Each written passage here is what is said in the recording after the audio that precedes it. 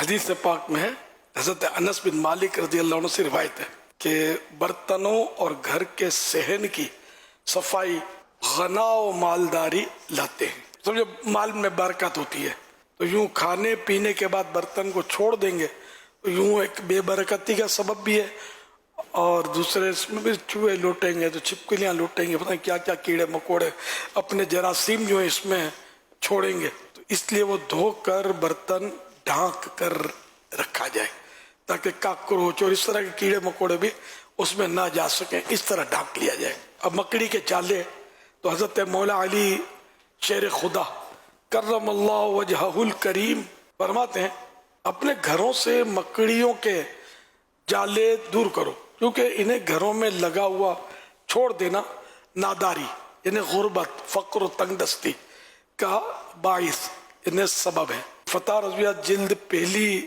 جو ہے اس میں اعلیٰ حضرت رحمۃ اللہ علیہ کا فرمان ہے، علماء میں مشہور ہے کہ اپنے دامن آنچل سے بدن نہ پوچھنا چاہیے، سے منہ وغیرہ پوچھتے ہیں. اور رد المحتار میں فرمایا دامن سے ہاتھ منہ پوچھنا بھول پیدا کرتا ہے، یعنی کہ حافظہ کمزور ہوتا ہے. کھانا بچا دیا جائے اور ضائع کر دیا جائے تو بے برکتی آتی ہے.